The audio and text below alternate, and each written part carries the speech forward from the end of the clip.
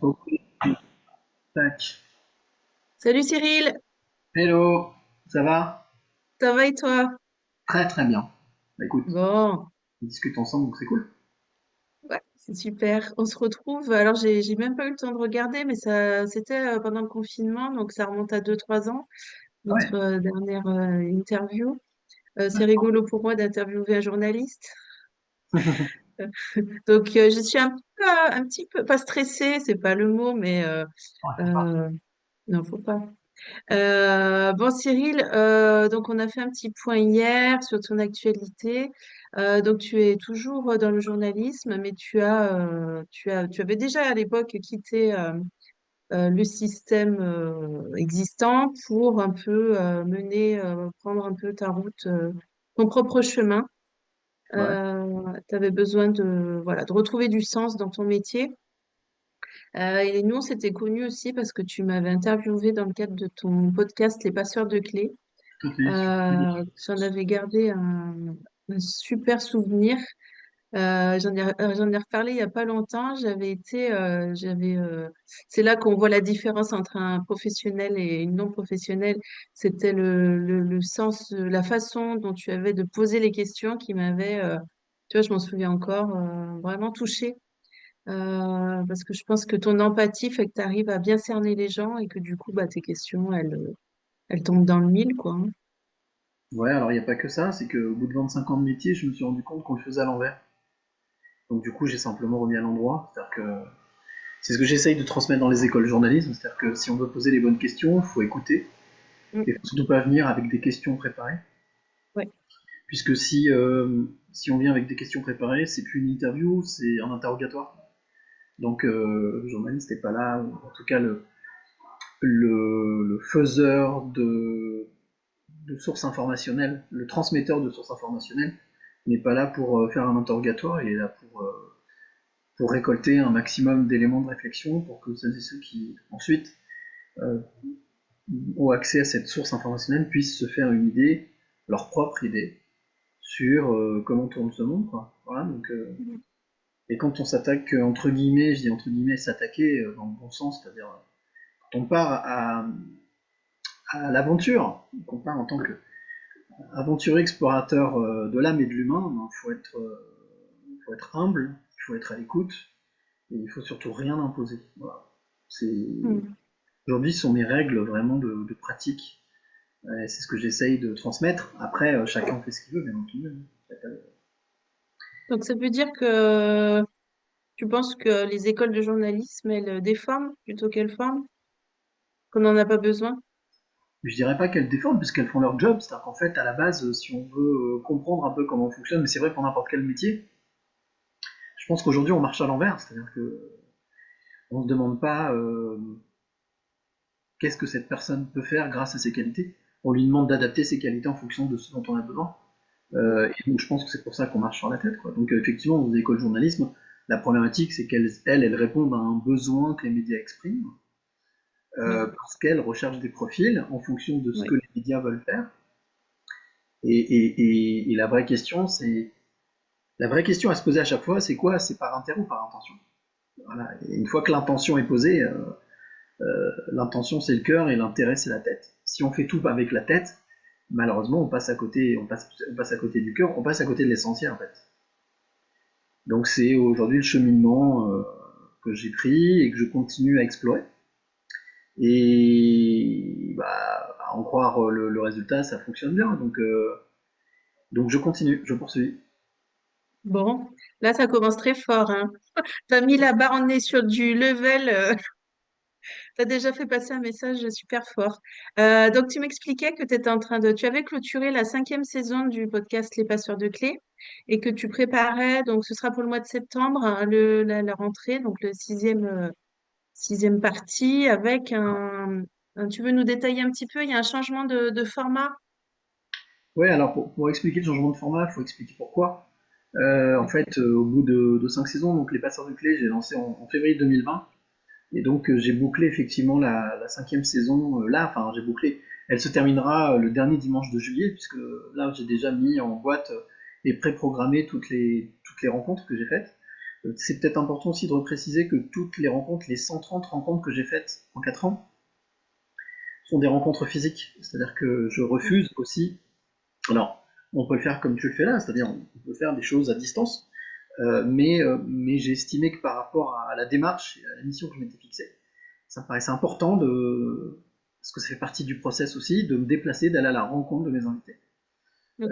de mes passeuses et de mes passeurs de clés, et pour deux raisons. C'est parce que j'ai besoin de les sentir physiquement présents, de pouvoir les regarder dans les yeux, et puis aussi parce que c'est comme ça qu'il n'y a que comme ça que j'arrive à capter effectivement émotionnellement et énergétiquement ce qui se passe, et ce qui me permet d'établir une connexion, même si elle est invisible. Euh, et donc du coup, oui, ça fait 5 saisons que je fonctionne de la même manière, c'est-à-dire que je me déplace avec ma petite valise ou mon petit sac, avec mon matériel, comme tu avais pu le voir sur ce fameux Ouais. ring quand j'étais venu te voir. Et puis j'ai installé mon matériel, et puis on faisait l'interview, on faisait le podcast sans, c'est-à-dire qu'il n'y avait pas de montage derrière, quasiment pas de montage. Hein. Donc Ouais. tu l'avais vu, hein, on vient, je lance, voilà, il y a le petit générique, etc. Donc je gérais tout, je gère tout, entièrement tout, la technique, l'interview, gestion du temps. Et puis ben, j'avoue que là, je commençais à sentir un peu une lassitude. Ouais. C'est-à-dire que c'est important aussi d'être honnête avec soi-même. Et je me suis dit, bon, c'est bête parce que 130 rencontres sur 8 milliards de personnes, c'est pas beaucoup. Donc on est loin de la vérité, on est loin de l'intégralité de toutes les vérités. Et puis j'ai vraiment envie de continuer parce que en 5 ans, je me suis beaucoup alimenté en fait, ça m'a beaucoup nourri. Et donc ça m'a Ouais. permis aussi de m'élever, d'avancer dans mon chemin spirituel, dans ma réflexion, dans la pratique de mon métier, ou plutôt je veux dire de ma vocation, plus que mon métier aujourd'hui, parce que je ne gagne pas ma vie avec les podcasts. Euh, et donc je me suis dit comment est-ce que je peux faire pour renouveler un peu la flamme, quoi, voilà, pour rebooster. Et du coup, c'est quelque chose que j'avais envie de faire depuis très très très très longtemps, que j'avais eu l'occasion de faire en vidéo, mais pas en audio. C'était de faire une balade, une vraie balade. C'est-à-dire en fait de me déplacer avec mon invité.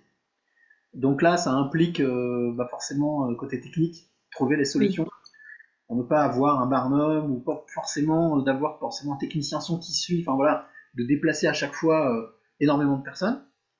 Et donc j'ai trouvé la solution il y a quoi il y a 15 jours, 3 semaines, 15 jours, donc c'est très récent. Et donc du coup, ça veut dire que je vais pouvoir me lancer dans cette 6e saison avec donc un format qui va rester identique dans la démarche, dans la trame, mais qui va inclure cette balade, c'est-à-dire à 360. Ça veut dire qu'on va partir d'un point A avec l'invité, qui va être choisi par l'invité. Soit on va faire une boucle, on va revenir au point A, ou soit on va aller à un point B. Et donc ça veut dire que ça implique un déplacement, c'est une mobilité. Mm. Ça veut dire que pour moi, dans la production, c'est un travail supplémentaire, puisque la fameuse parenthèse musicale que j'ai, Mm. l'artiste que je fais découvrir dans mon milieu de podcast, bah là, en fait, on va le rencontrer sur le terrain. Ah, génial. Et puis ça veut dire Génial. aussi que les surprises de l'invité, la question de l'invité surprise, ou la rencontre, ou la découverte, c'est des choses qui vont aussi se passer sur le terrain. Donc ça implique pour moi un travail un peu plus important en termes de Oui. production, de préparation. Oui. Voilà, et puis normalement j'ai un premier enregistrement le 14 juin, ici à Lyon, puisque moi je suis basé à Ok. Lyon. Et voilà, et c'est très excitant. Et en même temps, parce que ça va obliger, et ça j'ai commencé un peu à projeter un peu, c'est-à-dire que quand on est assis, quand on est statique comme on l'est là, ben, en fait on fait une seule chose, c'est-à-dire qu'on se Mm. concentre sur ce qu'on dit, alors que quand on parle et qu'en plus on se déplace, ça a l'air de rien, mais il y a malgré tout le paramètre, une troisième dimension qu'il faut inclure. Et Oui. donc ça veut dire que ça va amener plein de surprises, parce que du coup, Oui, c'est cool. on C'est va la vie. pouvoir... Exactement. Donc ça, je Ouais. pense que ça va être encore plus immersif, Ouais. et c'est quelque chose que j'avais adoré, notamment chez Pascal Clark, qui avait fait ça en radio sur Europe 1 pendant 2 ans, où elle se baladait Ok. la nuit dans Paris avec un invité, et bon après avec d'autres moyens, hein, parce qu'elle avait Mm. des musiciens certainement, voilà, mais donc elle n'avait à se concentrer que sur son invité, sur cette balade. Donc oui, non, je suis assez excité. Je suis pas anxieux, mais je suis assez pressé de voir un petit peu ce que ça va donner, puisque même l'écriture, va un peu changer, elle va évoluer, puisque je compte y inclure aussi un petit peu de narration pour vraiment être dans ce que j'appelle le feuilleton radiophonique, Super. pour vraiment être en immersion avec une écriture particulière pour chaque épisode. Donc là, Génial. je vais être à un épisode par mois, parce que ça me demande beaucoup Oui. de travail. Avant, j'étais à 2 épisodes par mois, et encore avant, j'étais à 4 épisodes par mois. Et dans la saison 2 et 3, j'étais même en direct. Donc ça veut dire que chaque dimanche, j'étais dans un endroit différent, pendant une heure et demie avec un Ouais, invité, c'est et en intense, direct. oui. Voilà. Donc Mm. on va dire que là, j'aurais exploité à peu près tous les champs des possibles.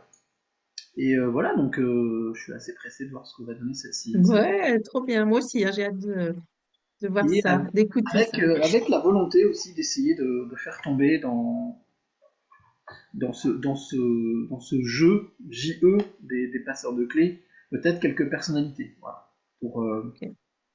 pour essayer de faire découvrir des facettes qu'on ne connaît pas forcément chez certaines ou certains d'entre eux. Donc donc là, on est en train de prendre conscience du terme néo-journaliste, c'est-à-dire que tu t'autorises, voilà, tu innoves complètement. Enfin, bon, Pascal Clark, elle avait effectivement fait quelque chose, mais enfin là, tu es quand même tout seul aux manettes. Tu inventes ton propre programme, quoi. Voilà, alors c'est bien et c'est intéressant que tu parles de néo-journalisme parce que le néo-journalisme, beaucoup de personnes me disent ouais, c'est quoi le néo-journalisme, ça veut dire quoi néo-journaliste. Ben justement, ça veut dire l'idée, c'était de mettre en place quelque chose qui se rapproche plus de la vocation que du métier. Ok. Aujourd'hui, on a un métier de journaliste qui malheureusement ou heureusement est devenu extrêmement professionnalisant avec des salaires, avec des grilles, avec Mm. donc tout ce que ça implique, de bon mais aussi de moins bon. Et je me suis rendu compte que depuis une dizaine ou une quinzaine d'années, ça se barre un peu en sucette, quoi. Voilà. Je trouve que ce métier perd de son panache, de sa superbe. Mm. Il s'éloigne de sa déontologie, il s'éloigne de sa charte éthique. Et donc l'idée c'était de se dire, le but c'est pas de remplacer le journalisme, hein, il existe, il est Mhm. là. Donc là, aujourd'hui, il est considéré plus comme un métier, comme une manière de gagner sa vie aussi. Oui. Et puis aussi d'avoir une reconnaissance, d'avoir une notoriété. Et je me suis dit, c'est un peu con tout ça, parce qu'au final, on s'éloigne de l'origine, de la source originelle de ce qu'est cette Oui. vocation de transmettre Mhm. l'information. Puisque si on remonte à Socrate, hein, le fameux Tamid de Socrate, les trois, voilà, il faut qu'une information soit juste, vraie, et troisième, j'oublie toujours le troisième, et utile. Voilà. Donc quand on regarde et qu'on prend soit les médias sociaux, soit les médias mainstream, on se rend compte qu'au final, le Tamid de Socrate, il n'y a Ouais. pas grand-chose qui puisse vraiment le respecter. Ok. Donc je me suis dit, bah tiens, comment est-ce que je pourrais répondre à cette attente que beaucoup m'ont exprimée depuis pas mal d'années? Ils me disent, voilà, toi qui es journaliste, comment est-ce que je pourrais m'informer autrement? Parce que j'en ai ras-le-bol de tout ce que j'entends, de tout ce que je vois. J'ai la sensation de ne pas pouvoir me faire mon propre avis. Je suis un peu conditionné, dirigé. Et donc c'est vrai que, à force qu'on me pose cette question-là plusieurs fois par jour, je me suis dit, mais pourquoi est-ce que les gens se posent cette question-là en fait? Et donc là, c'est la curiosité qui a repris le dessus. Je suis allé voir et effectivement, je me suis dit qu'il n'y avait aucun outil qui permettait, on va dire, aux citoyens lambda de pouvoir s'informer autrement. Alors, il y a des plateformes de vidéos, il y a des plateformes de podcast audio, il y a des plateformes, il y a YouTube, il y a tout ce que tu veux, il y a plein de plateformes. Mais il n'y a pas une sorte d'annuaire ou une sorte on va dire, d'agrégateur qui permette à n'importe quel citoyen peut-être de s'aérer un peu l'esprit et de s'informer autrement. Donc d'avoir une source informationnelle différente, voilà, alternative. Et donc du coup avec un ami, avec Christian, qui d'ailleurs, je produis un podcast sur la chaîne des passeurs de clés qui s'appelle Ma Pause Gourmand, on est au 8e feuilleton. On a décidé il y a un an de créer une association qui s'appelle l'AFNJ, l'Alliance francophone des néo-journalistes. Oui. Et donc, s'intéresser dans toute la francophonie à toutes ces personnes comme toi, par exemple, comme d'autres, qui produisent du contenu mais qui ne sont pas journalistes. Mm. Et mais surtout, ce qui nous intéressait, c'est de s'intéresser à ces personnes qui produisent du contenu et qui ont la légitimité de produire ce contenu. C'est ça qui est intéressant. C'est-à-dire que par exemple, quelqu'un qui est passionné, quelqu'un qui est professionnel, quelqu'un qui est spécialisé, et qui a la légitimité de pouvoir transmettre cette information. Mm. Ces gens-là ne sont pas journalistes, n'ont pas forcément envie de le devenir, n'ont pas forcément envie de gagner de l'argent ou leur vie avec ça, mais le font parce que c'est leur vocation, parce que c'est Ouais. leur vie, parce que Mhm. c'est ce qui les fait vivre, ce qui les fait respirer, et qu'elles ont à Mhm. la base une volonté de transmettre On se met. positivement ce Oui, qu'elles ont appris. c'est ça. On s'est dit, bah tiens, ce serait bien de pouvoir les mettre en avant, quelque part. Et donc, du coup, voilà, donc le néo-journalisme, c'est ça. C'est une ou un néo-journaliste, un NJ ou une NJ, c'est quelqu'un qui produit du contenu informationnel, qui le partage déjà via soit les médias sociaux, soit un blog, soit un podcast audio, soit donc de l'écrit, de l'audio, de la vidéo ou de la photo. Donc, qui sont les quatre médias, quatre supports médias. Vous avez Et un site ou... peu importe, un site, une chaîne, Non, euh, mais, vous, l'Alliance, là, vous non, pour avez l'instant, un... non. Pas encore. Pour l'instant, il n'y a pas de plateforme. La plateforme Ok, qui verra le jour un peu plus tard, qui s'appellera la bellepépite.info, puisqu'en fait, on estime qu'on va découvrir comme des aventures explorateurs, je disais tout à l'heure, un peu comme voilà, des explorateurs. On va gratter un petit peu la francophonie pour aller trouver toutes ces belles pépites. Et en fait, l'idée après, c'est de les frotter, de les nettoyer, qu'elles soient belles, et puis de mm, les mettre à disposition des citoyens, de celles et ceux des internautes qui veulent s'informer, qui ont la volonté de mm, s'informer autrement. Et donc là, pour le ok, coup, ils auront un endroit où ils pourront découvrir, comme ils le veulent, au rythme où ils le veulent, et quand ils le veulent, des sources informationnelles différentes, alternatives. d'accord, Donc pour ça, on a super. créé une charte, on a créé une déontologie, une charte, qui est la charte du néo-journalisme. Donc on a vraiment fait les choses vraiment de manière propre, de manière extrêmement structurée. Et puis surtout, on a décidé aussi de, pour reprendre ce que disait Einstein, voilà, on ne peut pas résoudre un problème dans le système dans lequel il a été créé.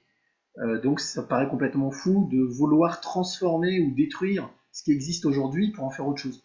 Donc on a pris l'option de faire un pas de côté et de construire, nous, autre chose dans un autre système qui fonctionne autrement. Donc ça veut dire qu'on a un modèle économique qui n'est pas financier. Donc, on peut être sur de l'échange, on peut être sur du partenariat, et pourquoi pas sur du mécénat, c'est la seule chose qu'on peut imaginer de faisable, mais en tous les cas, ce qui est sûr, c'est qu'on passe par des comités de validation, on passe par des entretiens, on passe par un entretien en visio. On veut absolument que les choses soient la chose soit la plus clean possible, de manière à ne pas tomber sur le piège qu'aujourd'hui dans lequel on peut tomber, qui est l'argent. Mm, Donnant doit rester un outil qui aujourd'hui n'est plus vraiment mhm, un outil, pardon, mais qui est, on va dire, plus l'objectif. Voilà. mm, Ce qui explique aussi ben, la tourmente et la problématique des grosses masses médias aujourd'hui, qui sont des mm. entreprises, c'est normal, qui doivent gagner de l'argent pour être rentables. Euh, et pour moi, l'information, en tout cas le droit à l'information, n'est pas quelque chose qui doit être régi par l'argent. Il doit être régi par autre chose, par Mhm, l'envie de transmission, par la liberté d'information, mhm. et qui dit liberté dit ben faut pas être attaché quoi, pas de chaîne. Mhm.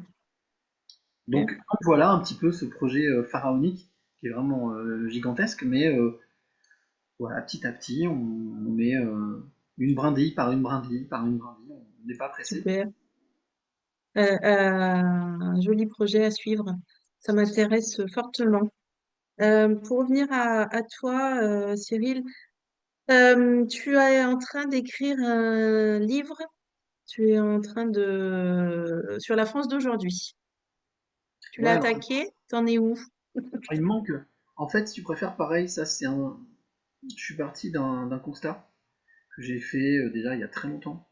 Parce qu'en 25 ans de carrière, j'ai rencontré beaucoup de confrères et de consoeurs journalistes étrangers, et j'avais eu la chance aussi de travailler dans un média qui était joint à la chaîne Euronews, qui est une chaîne où il y a énormément de journalistes étrangers. Et plusieurs fois, j'ai eu ce retour, moi je n'en prenais pas trop conscience, de ces consoeurs, de ces confrères qui me disaient, mais vous ne vous rendez pas la chance, le pays dans lequel vous êtes, la France, c'est un phare dans la nuit, ça a toujours été un phare dans la nuit. Alors c'est un truc moi que je comprenais pas trop. Et puis avec le temps, ben avec les rencontres, avec aussi tout le travail que tu fais de terrain, tu te rends compte qu'au final, oui, la France, c'est un pays particulier en soi.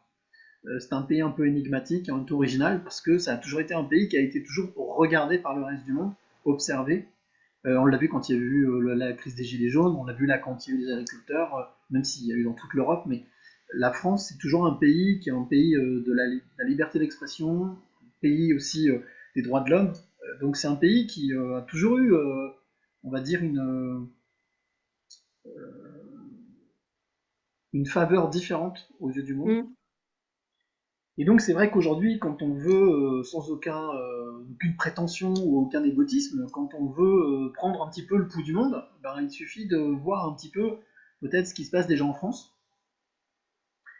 pour savoir un petit peu dans quelle tendance on peut être. Voilà. Et donc j'ai voulu m'intéresser à ça et me dire, bah voilà, je vais choisir 8 thématiques, ce que j'appelle donc des grands témoins, 8 personnes, 8 profils, qui chacun pourrait me raconter ou me dire en toute modestie et surtout en toute intégrité, c'est-à-dire sans aucune prise de position, mais simplement de manière factuelle, ce qu'est devenu la France en 30 ou 40 ans. Alors que ce soit en économie, que ce soit en justice, que ce soit en éducation, que ce soit en santé, que ce soit en culture. Donc il y a 8 grandes thématiques. Et donc j'ai rencontré comme ça, pour l'instant, 7 grands témoins. Il m'en manque un qui est une ou un sociologue. Donc voilà, maintenant je passe un appel. Si jamais il y a quelqu'un qui regarde cette vidéo, qui est une ou un sociologue et qui veut bien participer à ça. Donc le principe est simple, je vais à la rencontre de cette personne et puis on discute pendant 1 heure et demie. Je pose quelques questions et j'essaye de comprendre un petit peu comment a évolué la France d'un point de vue sociologique. Donc là c'est l'objectif. Et quelles ont été les grandes transformations, bonnes ou Mhm. mauvaises. En tout cas, il y a eu forcément des transformations, on le voit bien, Oui. de l'image que renvoie la France, de ce qu'elle-même est en train de vivre, sa mutation, sa transformation sociologique. Euh, et donc voilà, et le but après, effectivement, c'est d'écrire un livre sur cette France d'aujourd'hui, donc D'accord. comme un phare dans la nuit, voilà, c'est le Ok. titre. D'accord. Donc là, tu es en train de compiler les informations. Tu n'as pas encore. Voilà, il me reste Ouais. encore cette dernière rencontre que je peine Donc, à. sociologue. Voilà, Donc, une si, sociologue, si un sociologue nous regarde, voilà, tu contactes Cyril. en contact avec Super. moi, voilà, et ça me permettra de boucler, de pouvoir effectivement me lancer enfin dans l'écriture de ce livre. L'objectif à travers cet ouvrage, est-ce que c'est l'éveil des consciences, faire prendre compte? Non, il n'y a pas d'objectif. Non, L'objectif, c'est de, comme ce que j'ai pu faire toujours dans mes bouquins, c'est de partager en fait, voilà, de partager. partager et de profiter de cette chance que j'ai de pouvoir accéder à des milieux ou des professions ou des environnements auxquels tout le monde n'a pas forcément accès. Parce que c'est le rôle le but normalement de la fonction de journaliste, c'est ça, c'est d'être un aventurier, d'aller à des endroits, d'avoir la chance de pouvoir accéder à des endroits auxquels on n'a pas forcément accès tous les jours, facilement, Mhm. et de pouvoir ramener ça, ce fameux trésor, pour pouvoir ensuite le partager. Mhm. On est dans une mission purement, je vais dire, humaniste et de partage, voilà, ce qui est normalement le rôle du journaliste. Donc ce que je fais aujourd'hui en tant que néo-journaliste. Super. Alors, tu as également un projet. Alors là, c'en est où un livre à 4 mains plutôt spirituel? Ouais, alors ça c'est quelque chose pour l'instant qui est pour l'instant il y a rien de fait, D'accord. Il n'y a rien de matérialisé. rien de matérialisé. Tu travailles à la radio, dans une grosse radio lyonnaise depuis le mois de septembre. Ouais, je collabore Ouais, avec eux, ouais, ça s'appelle Radio Scoop, ouais, et c'est une belle Radio expérience. School. Belle Ouais. expérience, c'est un beau défi qu'on va lancer, des choses que j'avais encore jamais fait en 25 ans de métier, comme quoi. C'était d'être un journaliste mobile, de bouger justement avec un scoot, avec une moto, et tous les matins d'être en direct pour une matinale radio. Alors moi j'adore la radio, c'est mon média, j'allais dire phare, préféré, chouchou, parce que je trouve que c'est celui qui est le plus réactif, et c'est celui qui peut faire passer le plus de choses, et très rapidement. Et donc du coup, ben, j'ai accepté ce défi, et puis ben, là on va terminer la saison le 6 juillet. Et Ok. moi je suis vraiment très très ravi de cette expérience, qui est une expérience de plus, Mm. avec cette pour ceux qui connaissent un petit peu justement la pratique de ce métier, ben cette espèce de compilation entre la rapidité, la concision, le fait de prendre le temps de déplacement, parce que bon, je pars le matin à 6h30 de chez moi, et ensuite j'ai un direct à 7h30, donc je dois me trouver un endroit, je Mm. fais ce qu'on appelle l'infotrafic, c'est-à-dire ce que j'ai vu comme trafic sur mon chemin, sur ma route, et puis des fois ça peut arriver quand la rédaction a besoin, sur un flash, à 7h30, 8h30, 9h30, d'intervenir dans le flash. Donc Mhm. là, aujourd'hui on est mercredi 8 mai, donc hier par exemple, bah, il y a eu forcément l'hommage à Bernard Pivot, donc il a fallu Oui, faire un micro-trottoir à 8h30 pour 8h pour 8h30, et puis à 9h30 parler aussi de Bernard Pivot, mais d'une autre manière. Voilà, donc ça ok. oblige à un certain éveil, à une certaine Mm. créativité, et en même temps une certaine rigueur, Adaptation. parce que c'est Ouais. un vrai exercice Mm. que je n'avais pas encore fait, de, de se, d'être dans le bon timing, donc de contrôler la montre, mais en même temps en se déplaçant en scout, ben, d'observer un petit peu ce qui se passe autour, donc en faisant attention, en se déplaçant, mais en respectant le timing, et en même temps être au bon endroit, au bon moment, pour ensuite être prêt pour pouvoir être en direct. Voilà, parce qu'aujourd'hui on est en Mhm. direct. Alors ça c'est fou, parce qu'aujourd'hui le matériel, enfin je veux dire, ça tient avec un téléphone portable, une application et un micro branché dessus, voilà. Ouais. Et on Oui, est direct avec ça, quoi. C'est c'est très très fluide, hein. Mm. magique, ouais, c'est magique. C'est génial. Ouais. Euh, donc, au-delà de ça, tu m'as parlé d'un projet de série documentaire sur l'empreinte qu'ont laissé des personnalités sur des personnes euh, Ouais, alors ça, lambda, enfin, ouais. en fait, c'est dans la suite logique de ce que je fais depuis 5 ans. C'est-à-dire que dans la transmission positive et aussi dans les parcours de vie. Mhm. Et ce que je trouve assez fascinant, en fait, au final, et là, on rentre dans quelque chose un petit peu spirituel, c'est ben, tout le cheminement, on va dire la réflexion, parce que ça passe pas vraiment par la tête, mais tout le cheminement, tous les ressentis que j'ai pu avoir justement avec toutes ces rencontres que j'ai faites, et ces transmissions de clés de vie, c'est que je me suis rendu compte qu'au final, ce qu'on retient de quelqu'un dans sa vie, c'est pas vraiment qui il a été, c'est pas vraiment la personnalité qu'il a eue, c'est plutôt ce qu'il a laissé. Oui, Comment, ce qu'il a fait. voilà. Euh, Au-delà même de ce qu'il a fait, c'est quelle empreinte a laissé ce qu'il a fait sur l'autre. Ah oui. Et donc en fait, je me suis dit tiens, ça pourrait être sympa de reprendre le parcours, non pas reprendre le parcours, la biographie de grandes personnalités qui ont marqué les esprits, mais aussi qui ont marqué surtout les âmes, qui ont laissé une Mhm. empreinte, mais plutôt de s'intéresser à ces gens qui ont reçu cette empreinte. Donc, en Génial. fait, donc du coup là, la série, euh, qui je pense, ça mûrit de plus en plus, ça fait un an hein, que j'ai un peu ce projet, mais là, il est en train de mûrir. Et au début, j'étais parti tout de suite sur une série documentaire vidéo, enfin une série documentaire.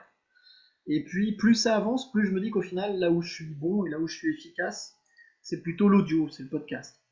Ok. Et donc, comme ça risque d'être un projet comme tous ceux que j'ai lancés, qui sera autofinancé, où je ne serai pas financé.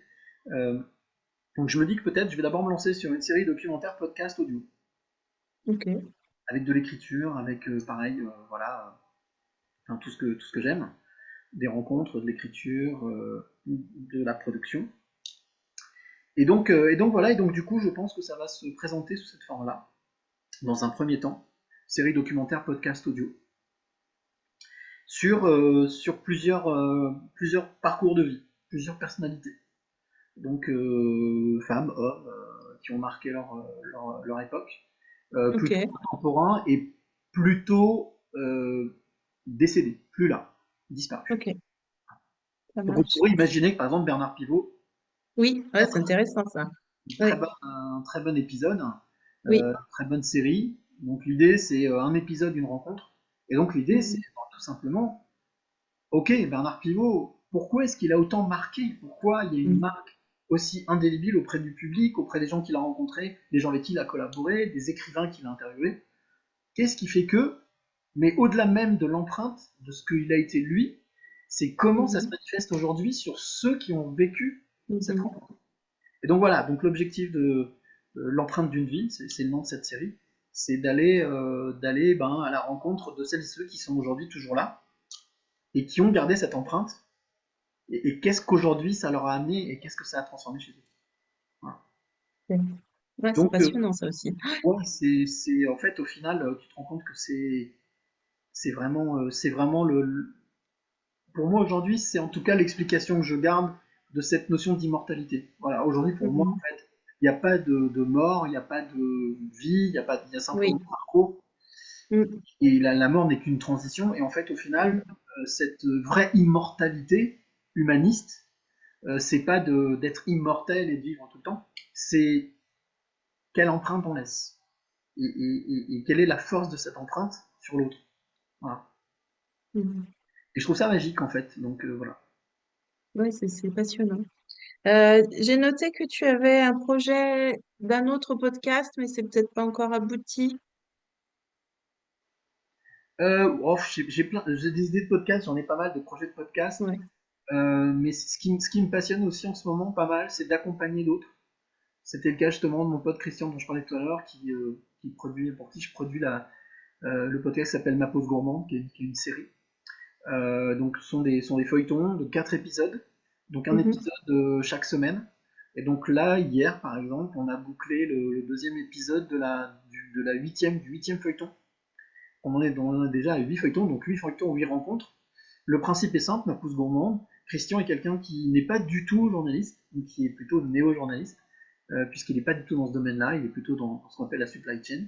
Et donc lui, c'est quelqu'un qui bouge beaucoup, il voyage beaucoup, et il rencontre beaucoup de personnes, notamment, il a la chance de pouvoir se déplacer, d'aller au restaurant, de rencontrer des pâtissiers. Voilà.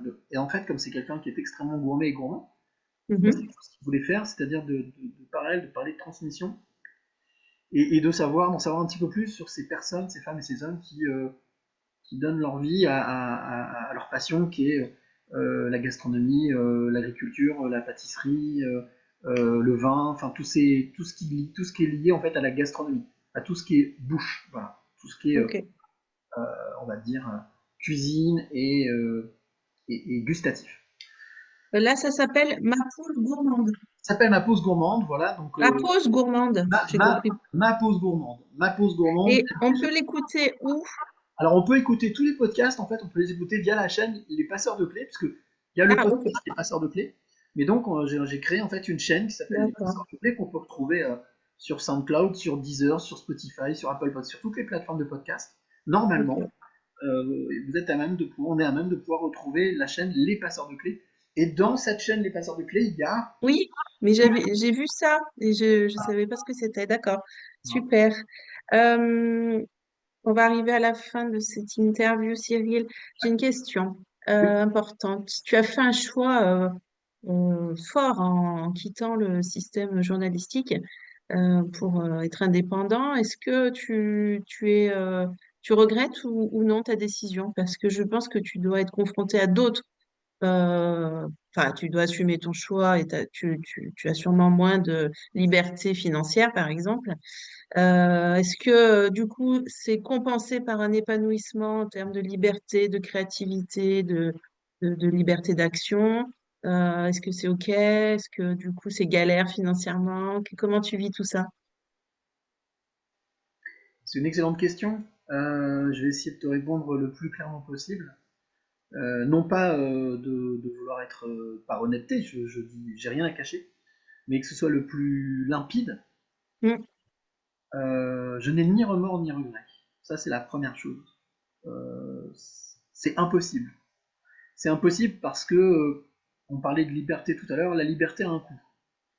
Quand on fait une décision, quand on prend une décision, quand on démarre, quand on choisit de faire quelque chose, il faut le faire en son âme et conscience. Et ça c'est mm, important.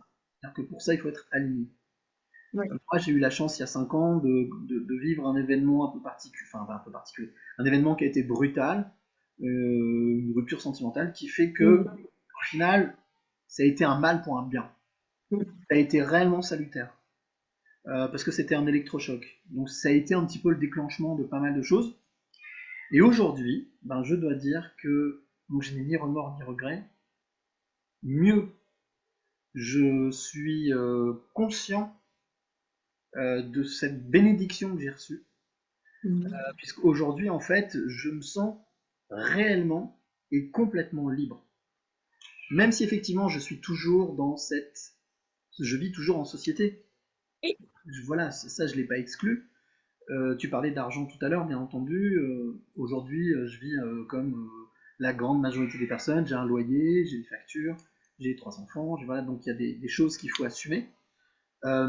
Mais je suis, comment dire, je suis passé tellement dans une autre strate, dans une autre Oui, matrice, mm, que en fait, au final, il n'y a plus de peur ou d'angoisse. oui, Il n'y a que du au jour le jour.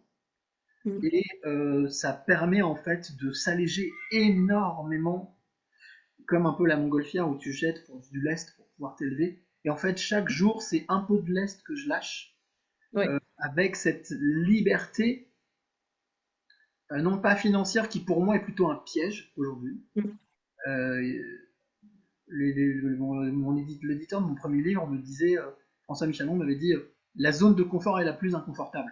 J'avais mis du temps à comprendre cette phrase, mais en fait, mm, qu'est-ce que ça fait du bien d'envoyer péter cette zone de confort? Vraiment. mm, Ça fait peur, ça peut faire peur, ça peut être angoissant, mais on va dire qu'une fois qu'on a appris à dire non, une fois qu'on a appris à sauter dans le vide, une fois, c'est juste la première fois. Mais une fois qu'on mm. l'a fait, tout est possible. Tout est vraiment possible. Et puis, je pense qu'il faut surtout pas réfléchir. Je pense qu'aujourd'hui, faut pas que ça passe par la tête, il faut que ça passe par le cœur. Le cœur, oui. Il faut lâcher prise vraiment. Euh, Mm, il ne faut pas donner d'importance aujourd'hui à ce qu'on en donne le plus, c'est-à-dire le matériel, le paraître, oui. la reconnaissance, l'amour de Mm, l'autre. Non, non, non. mm, Il faut rester focus sur l'amour qu'on a pour soi, sur mm. la confiance qu'on a pour soi, l'audace qu'on peut avoir, et se dire que de toute manière, tout est expérience. Et qu'il n'y a rien de grave en fait. Voilà. Mm. Et partant de ce principe-là, au final, euh, on se détache petit à petit de tout ce qu'on nous a inculqué, on désapprend ce qu'on a appris, comme disait Maître Yoda. Ça. Mm. Voilà. Et puis on apprend d'autres choses et en fait on peut construire son propre univers, sa propre matrice dans C'est laquelle ça. au final on est bien. Quoi qu'il Mm, puisse se passer, quoi qu'il arrive autour, il se passe plein de choses horribles, mais il se passe énormément de choses positives. Et mm. quand on a changé le focus, en Oui, fait, on voit les choses positives et on reste braqué dessus, quoi. Et c'est ça.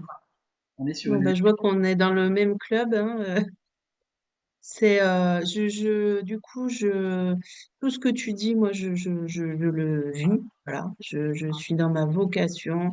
Il a fallu plusieurs prises de conscience pour revenir à chaque fois au même endroit, l'écriture, etc. Et aujourd'hui, je vis exactement ça. J'ai délaissé la partie matérielle.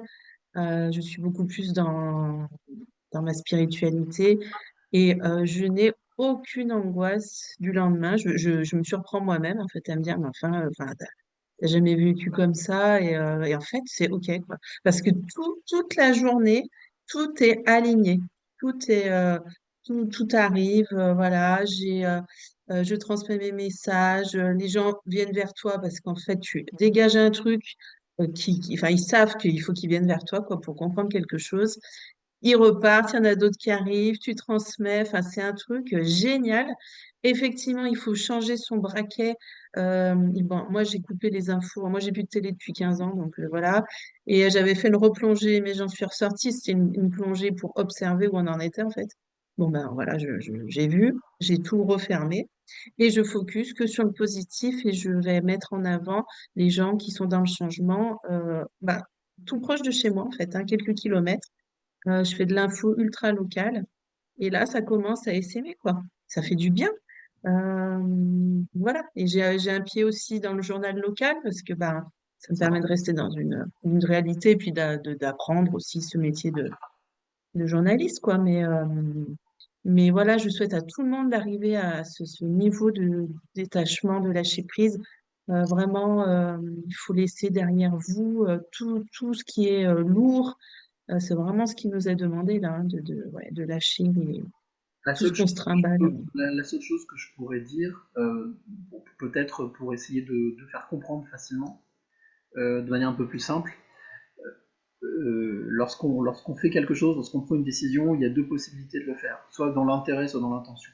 L'intérêt, c'est le mental, c'est le Mm, calcul, c'est la programmation, ça c'est le mental, ça c'est l'intérêt.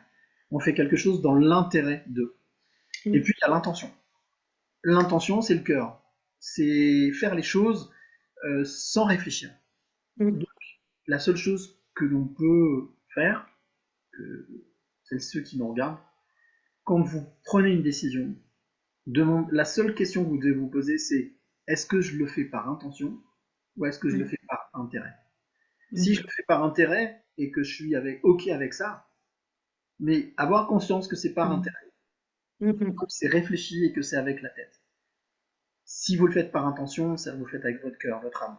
C'est quelque chose qui est mm, plus fort que vous ressentez le besoin de faire ça. C'est vital. Donc, ne tombez surtout pas dans le mental. Ne soyez pas dans l'intérêt, restez dans l'intention. Et tout à l'heure, j'ai partagé une vidéo sur Facebook que je trouve magnifique d'un, alors, je sais pas s'il est moine tibétain ou autre, mais d'un gars qui disait que il y a que l'intention, il y a que faire les choses dans l'intention mm, qui permet justement de laisser cette fameuse empreinte dont je parlais tout à l'heure. mm. Et ce qui est très compliqué, c'est qu'il faut que laisser cette empreinte ne soit pas conscientisé.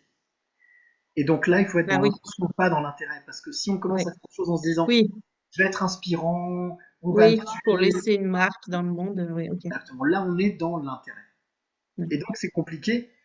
Ce qui peut être compliqué, c'est comme au début, quand on apprend à faire du vélo, voilà, c'est trouver l'équilibre. Et ben, il faut trouver l'équilibre, trouver son équilibre mm, pour se dire, ok, ben, je lâche prise. Tout ce que je vais le faire parce que ça me fait du bien. Sans me demander si ça fait du mal aux autres, si c'est intéressant pour les autres, si je vais être inspirant, si je vais être reconnu. Voilà, toutes ces choses-là, en fait, sont des leurres, sont des pièges. Et donc, en fait, il faut absolument, absolument, au début, ça demande, voilà, c'est de l'entraînement.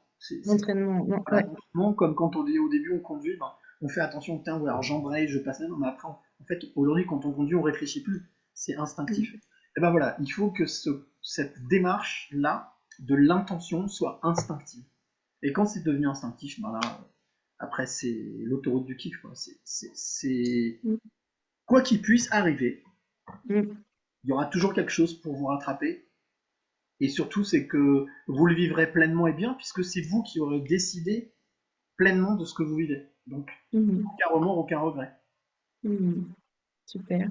J'ai oublié de parler d'une chose, c'est tu as écrit plusieurs ouvrages, on n'en a pas parlé. Oui, alors j'ai écrit un premier ouvrage en 2019 qui s'appelle L'évidence, Oui, petit journal intime d'un homme amoureux. Et puis j'ai écrit deux autres ouvrages en fait, qui font partie, tout ça, ça fait partie d'une triptyque. Je m'en suis rendu compte en juin de l'année dernière quand j'ai fini le troisième ouvrage. Je me suis dit, mais en fait, c'est une triptyque, ça se tient. Et donc le deuxième s'appelle À quoi je sers. Et donc ça, c'est sur, on va dire, 8 parcours de vie. Je suis allé rencontrer 15 femmes et hommes qui m'ont parlé de leur parcours de vie en 2015. Et en fait, ça s'est matérialisé réellement en livre qu'en 2020, à la suite de mon premier livre. Et donc là, c'est 4 femmes, 4 hommes qui me racontent leur parcours de vie, où là, j'ai découvert cette fameuse clé de la transmission positive, la clé de la réussite personnelle. Et puis le troisième livre, donc, qui s'appelle Pensée diurne, et donc là, qui est le résultat d'écriture on va dire, de 366 textes que j'ai postés sur Facebook tous les jours, tous les jours, tous les jours, je poste. oui, Euh, alors, ce qui est bien important de comprendre, pas de comprendre, mais d'avoir un élément ouais, de compréhension, c'est que tous ces textes que j'écris ne sont pas des textes qui sont réfléchis. Ce sont des oui, textes que j'écris spontanément. Euh, intuitif. voilà, c'est intuitif, c'est quasiment canalisé presque. Ouais, C'est-à-dire que j'écris les textes de manière complètement intuitive qui viennent comme ça.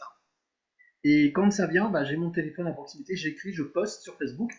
ok, Et en fait, ce troisième ouvrage, c'est la compilation des 366 premiers textes que j'ai écrits, puisque depuis, j'ai continué à poster. Donc, si je devais recollecter tout ce que j'ai écrit là, j'ai dû en écrire encore au moins 300.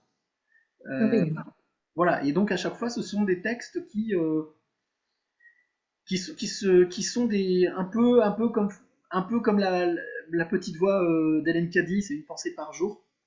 Alors Hélène Caddy, pour qui j'ai énormément de respect, là aussi j'ai découvert cette femme au travers de bon, La petite voix, son livre, mais aussi L'envol vers la liberté, sa bio, que j'ai découvert et qui m'a demandé 2 ans de lecture, parce que c'est un livre extrêmement rugueux, extrêmement percutant. Ça touche au plus profond, ça parle de foi, et le parcours de cette femme est juste incroyable. Si vous avez l'occasion, découvrez Hélène Caddy. Parcours de vie incroyable, très spirituel. Hélène, tu Hélène dis Caddy. Donc, E-I, Cathy? Caddy comme un caddie. Non, Caddy. E-I-2-E-N, Hélène. E-I-L-2-E-N, Caddy, C-A-D-Y. Et donc, c'est notamment l'auteur de La Petite Voix, qui a été le premier livre, tu sais, de Une pensée par jour. Ça a été le premier livre, c'est un best-seller, hein, c'était vendu des millions d'exemplaires dans le monde entier. Et qui est notamment la cofondatrice avec Monsieur Findorn de la fondation Findorn qui est en Écosse, qui est une fondation humaniste et philanthrope, et réellement philanthrope. Voilà. Ok, Donc super. belles inspirations, et oui, et donc voilà, ces 3 livres qui sont donc, pour l'instant il n'y en a qu'un seul qui a été édité, c'est le premier. Ok. Et Mm. puis voilà, et puis non, mais l'écriture, c'est une belle vidange de l'âme. Moi, j'encourage tout le monde, et pas forcément en étant édité, mais je vous encourage vraiment de prendre un petit calepin, un petit carnet, et puis Mm. ça reste quand même vraiment de vous vidanger, de vous vider, parce que c'est la Oui, seule manière que vous aurez pour évacuer tout ce que vous contenez. oui. Et c'est un très bel exercice. Voilà. Mm. Écrire ou parler aussi, hein, les mots, la communication verbale aussi, c'est Et, et- sortir et- et tout ne ce qu'on pas porte. Ouais. oublier, pour faire le parallèle, et je parlais de Bernard Pivot tout à l'heure, j'ai découvert avant-hier une citation de lui que je connaissais pas du tout, et qui m'a bouleversé, où il dit: lire, ce n'est pas se retirer du monde, c'est entrer dans le monde, c'est y entrer par d'autres portes. Mm. Donc Ouais.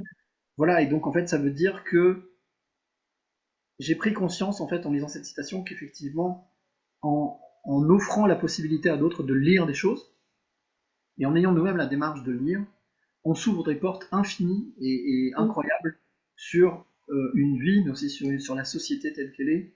Et donc c'est un puits de connaissances et Oui. de manière de pouvoir découvrir autre chose que ce qu'on peut connaître. Donc c'est important de pouvoir alimenter cette pompe. Ouais, lire, c'est un retour à soi, puisque du coup, normalement, on est dans le calme, dans une forme de silence aussi. Et c'est des Oui, c'est une forme de moments, méditation. Ouais, c'est une forme de ouais, méditation. c'est des moments vraiment hyper importants. Du coup, moi, je suis un petit peu en retrait en ce moment et j'observe le monde et je vois cette agitation et les gens qui sont, tu sais, volatiles, quoi. T'as du mal à capter les gens et ils te disent un truc, ils sont déjà plus là. Enfin, On est et un enfin, peu, quand t'es, on est un peu comme les moustiques, un petit peu comme les moustiques autour de la lumière la nuit. Voilà, ouais. il y a une sorte de focalisation sur quelque chose qui se veut être lumineux, mais au final qui est Mm, complètement sombre, qui est obscur. Et en fait, mm, avec la volonté de vouloir s'agiter autour pour pouvoir s'en accaparer une part, alors qu'au mm. final, selon moi, je pense que la lumière est complètement ailleurs. Enfin, c'est autre chose. La lumière, elle est à l'intérieur de soi, il faut aller la chercher. C'est un travail en profondeur qui nécessite du temps. Ouais, Et aujourd'hui, le système, il veut l'acceptation. pas que tu aies du temps, il veut pas que tu réfléchisses, il veut pas que tu sois au calme. Mais c'est à nous de trouver ces moments-là d'introspection, c'est important. Ouais. Allez, je terminerai Super, par c'est... une autre, euh, Ouais. une autre référence, si jamais vous voulez travailler autour de l'âme et autour de ce qu'est l'âme et la triptyque esprit corps âme. Donc c'est quelqu'un pour qui j'ai énormément de respect, beaucoup d'admiration, qui s'appelle François Cheng, qui est académicien, d'ailleurs que Bernard Pivot avait dû interviewer, et qui lui a écrit un livre qui s'appelle De l'âme. En fait, c'est un échange de correspondance, et où une ancienne amoureuse de 30 ou 40 ans auparavant lui avait envoyé un courrier lui demandant: toi, qu'est-ce que tu penses de l'âme? Et donc en fait, c'est un magnifique bouquin qui est pas très épais, que vous pouvez lire assez facilement. Mais lui-même a une vision de l'âme qui est, je trouve, assez belle, qui est ce 21 grammes, ce souffle de vie, anima, âme, qui porte, selon lui, et je le rejoins assez, cette triptyque, c'est-à-dire que quand le corps et l'esprit ne sont plus, il y a cette âme qui flotte, qui est là, Mm, et qui ne meurt jamais, qui mm, voyage. Voilà. mm. Donc ça, aujourd'hui, j'y crois vraiment pleinement. Et voilà. Donc, François Super, François Chen. Eh ben, dis donc, c'était une belle interview, Cyril. Merci beaucoup, Bon, hein. maman, C'était merci à toi. très, très riche, très nourrissant. Merci à toi. Je te souhaite de réaliser tous tes projets. Oui, ça va le faire. Après, tout est une question de temps, il faut être patient. Le Oui, temps est un ami. Voilà, il faut être patient. c'est ça. Et du coup, je noterai un petit peu en commentaire les liens qui mènent à ton podcast, à tout ton travail. Et puis, j'espère qu'on pourra rester en contact sur l'Alliance francophone des néo-journalistes. Ça m'intéresse. Je me sens complètement dans le projet. On est en longue phase de recrutement parce que le travail est vraiment laborieux et une fois de plus, pour l'instant, on n'est que tous les deux, donc c'est très, très. Ouais. Voilà, Ok. on cherchait une aiguille dans une botte de foin, hein, parce qu'on est vraiment dans la Mhm. francophonie. Donc, Ouais, c'est d'ailleurs, énorme, hein. pareil, si jamais vous qui regardez cette vidéo, vous connaissez un blog, vous connaissez un podcast, vous connaissez voilà, quelqu'un qui produit, qui a une chaîne YouTube, un YouTuber ou autre, Mhm. ou quelqu'un qui fait des photos, eh ben, n'hésitez pas à prendre contact avec nous pour qu'on aille Mhm. justement identifier ça et pourquoi pas prendre Ouais. contact avec celui qui produit ou celle qui produit le contenu et pourquoi pas qu'on puisse vous proposer de devenir néo-journaliste comme quatre déjà producteurs de contenu qu'on a contactés et qu'on a pu valider. Voilà. Ok, super. Parfait. Ben, merci beaucoup, Cyril. Merci à À toi. très bientôt. Et puis merci à toutes les personnes qui regarderont et, euh, et qui trouveront, j'espère, cette interview inspirante. Voilà. Merci beaucoup, Cyril. Merci. Belle journée.